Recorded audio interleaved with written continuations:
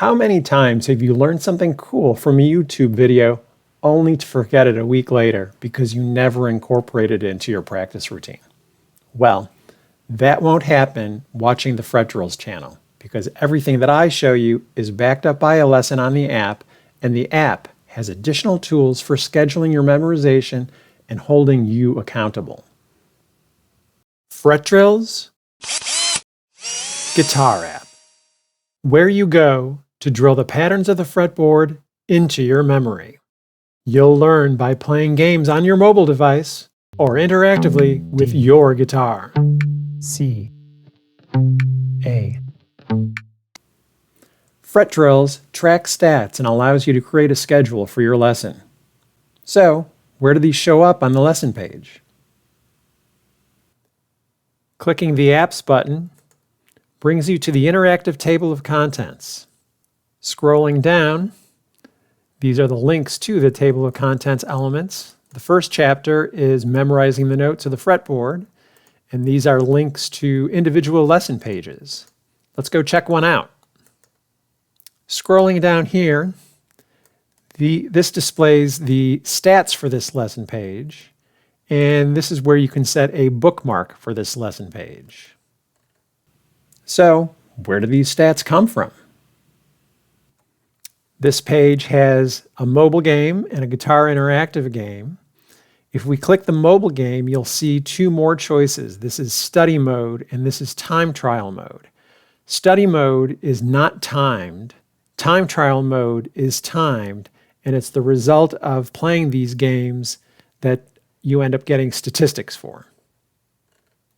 So on the stats panel here, these are the different stats that are recorded for mobile, guitar, and lick looper. And since lick looper is not a timed thing, you don't get timed stats, just the number of times played and the days since last played. If you click one of these elements, it brings you to the portion of the user manual which describes them. The personal record is actually it's normalized to answers per second. So the bigger the number, the better. Okay, the stats come from playing the games in time trial mode. So how do you create a schedule for the lesson? On the bookmark, you can set it to 1 day, 2 day, 3 day, 1 week, 2 week, 1 month, 2 months. X is not a particular time. It just indicates that it's important to you and you want it bookmarked, and hitting the dash takes the bookmark off.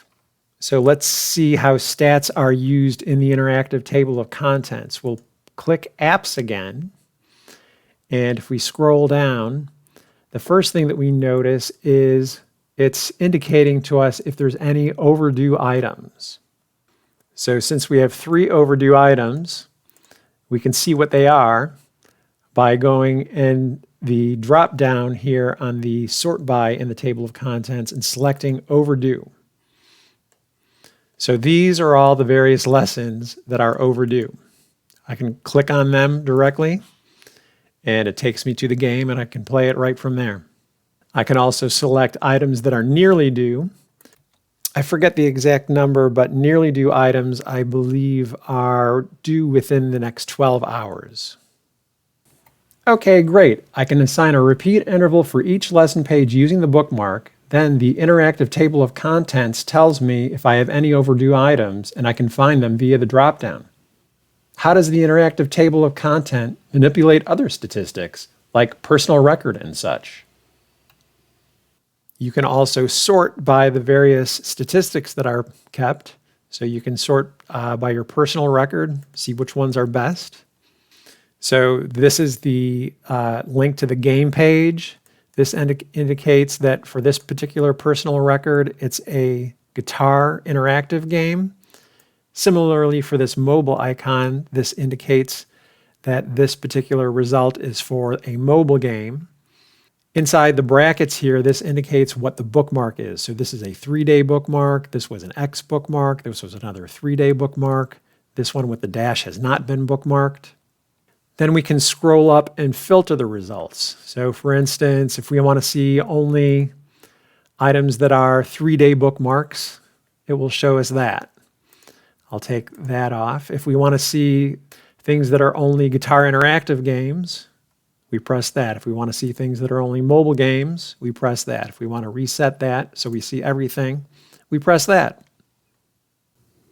So when you learn something cool from one of my videos, you'll never again have that in one ear, out the other ear problem. You'll bookmark the lesson with a repeat interval, and you can sort by your worst performing stats to identify any lessons that need any more attention. fretDrills supercharges your memorization for the patterns on the guitar fretboard. If you're new to fretDrills, then you may want to circle back to the beginning of the Start Here playlist. Otherwise, click here to watch the next video.